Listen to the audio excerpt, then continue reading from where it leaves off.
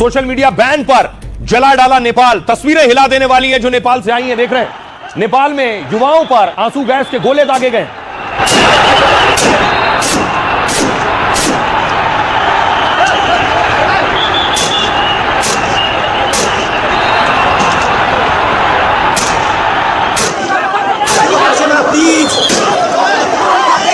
आपको बताऊं ये हुआ क्यों। आज दरअसल युवा सड़कों पर उतरे जिन्हें जेनजी कह रहे हैं। वो युवा सड़कों पर थे, प्रदर्शन कर रहे थे। सोशल मीडिया बैन के खिलाफ यह प्रदर्शन था।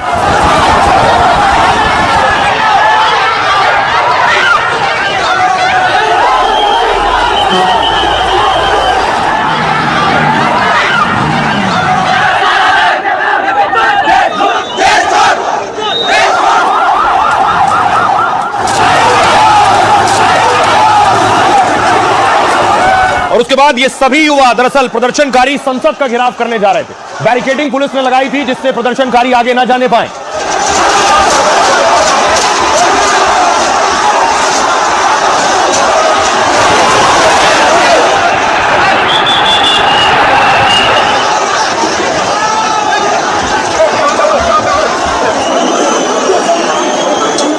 और उसके बाद प्रदर्शनकारियों ने बैरिकेडिंग तोड़ दी, गिरा दिया इसे और उसके बाद संसद की तरफ बढ़े।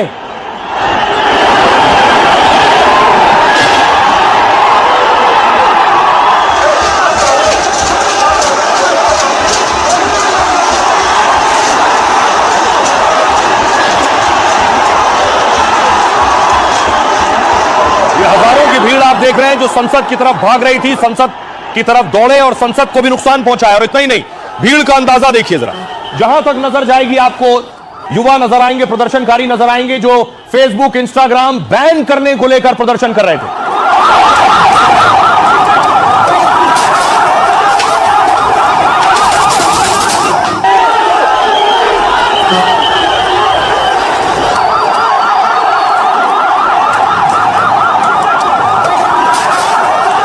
लोग हैं लेकिन बैरिकेडिंग गिराने के बाद ये संसद की तरफ बढ़े, नेपाल की संसद तक पहुंच गए, संसद के दरवाजे पर चढ़ गए। ये आप देख रहे हैं, दरवाजे पर चढ़कर तोड़फोड़ शुरू कर दी, आग लगानी शुरू की।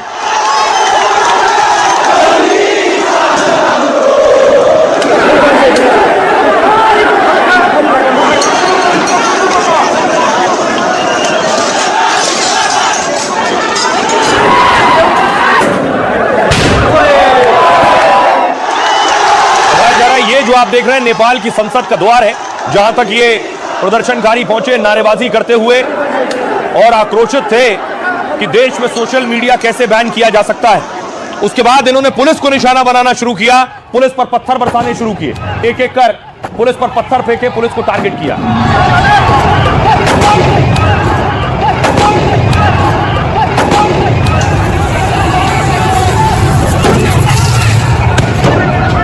और इसके बाद देखिए जरा, पुलिस ने इनके ऊपर वाटर कैनन का इस्तेमाल किया, इन्हें भगाने के लिए पानी की बौछारें पुलिस ने मारनी शुरू की।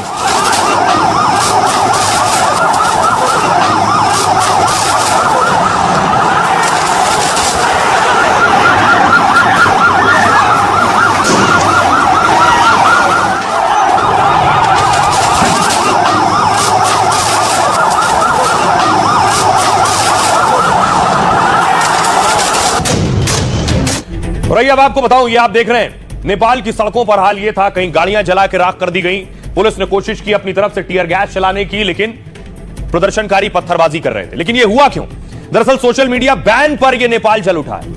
12,000 से ज्यादा प्रदर्शनकारी संसद में घुसे। इसके बाद सेना ने कई राउंड फायरिंग की है वहां। नेपाल की संसद में भीड़ के घुसने का यह पहला मामला है। अब संसद में अब तक कोई नहीं घुसा था। प्रदर्शनकारियों ने संसद के गेट नंबर 1 और 2 पर कब्जा कर लिया। संसद भवन, राष्ट्रपति भवन, उपराष्ट्रपति भवन के पास कर्फ्यू लगा दिया गया। पीएम आवास के पास भी कर्फ्यू लगाना पड़ा। हालात ऐसे हो गए, पुलिस ने वाटर कैनन और आंसू गैस का इस्तेमाल किया, लेकिन बेकाबू भीड़ को कंट्रोल करने के लिए फायरिंग करनी पड़ी। काठमांडू प्रशासन ने तोड़फोड़ करने वालों पर सख्ती दिखाई है। तोड़फोड़ करने वालों को देखते ही गोली मारने के आदेश दे दिए गए। भारी संख्या में सुरक्षा बलों को मौके पर तैनात किया गया फौरन। काठमांडू के साथ ही देश के कई इलाकों में प्रदर्शन हो रहे हैं नेपाल में। इस आंदोलन का नेतृत्व नेपाल के युवाओं ने किया है। नेपाल में इसे जेन जी क्रांति कहा जा रहा है, जेन जी रिवॉल्यूशन। युवाओं ने शांतिपूर्ण विरोध प्रदर्शन के लिए दरअसल अनुमति ली थी, लेकिन कुछ ही घंटों में प्रदर्शन उग्र हो गया। हजारों प्रदर्शनकारी नेपाल की संसद भवन तक पहुंच गए। गुस्साए युवाओं ने पुलिस पर पथराव शुरू कर दिया और भीड़ ने कुछ जगहों पर आगजनी की भी कोशिश की है। एक एम्बुलेंस को आग के हवाले कर दिया गया। कई इलाकों में रात 10 बजे तक कर्फ्यू का ऐलान किया गया। नेपाली पीएम ओली के इस्तीफे की मांग भी तेज हो गई है। बिगड़े हालात के बाद नेपाली पीएम ओली ने फौरन आपात बैठक बुलाई और नेपाल में पीएम आवास पर सुरक्षा परिषद की बैठक हुई है और भारत नेपाल सीमा के पास भी एसएसबी ने चौकसी बढ़ा दी है। भारत नेपाल सीमा के पास भैरवा में भी कर्फ्यू लगा दिया गया है। यह है स्थिति। अब आपको सुनवाता हूं, सुनिए जरा जो प्रदर्शन कर रहे हैं युवा, वो क्या कह रहे हैं, सुनिए। यहाँ के भ्रष्टाचारी नेता हमारा भविष्य बर्बाद कर रहे हैं। ये हमारा भविष्य क्या बनाएंगे? हमारा भविष्य सोशल मीडिया है, इसी पर बैन लगा दिया है। हमारा देश का ये जो हालत है ना, अभी स्थिति है ना, बहुत खराब हो चुका है। ये नेता लोग ने बहुत करप्शन किया है। करप्शन करते हैं, उनका छोरा छोरी जो है ना, उनको विदेश में पढ़ने के लिए भेजते हैं। ओली को सत्ता छोड़ना पड़ेगा। नेपाल सरकार एकदमै अब ये सरकार क्या कर रही है? हम टैक्स का पैसा दे रहे हैं, ये सरकार हमारे पैसों को बर्बाद कर रही है। यूरोप ट्रिप कहाँबाट आइरहेछ त? हाम्रै टैक्स भरेको पैसाबाट। बहुत करप्टेड बन चुके हैं। अभी ऐसे ही चलता रहा तो जो हमारे आते वो जनरेशन है वो भी हमारे जैसे दबदबे में ही रह जाएंगे।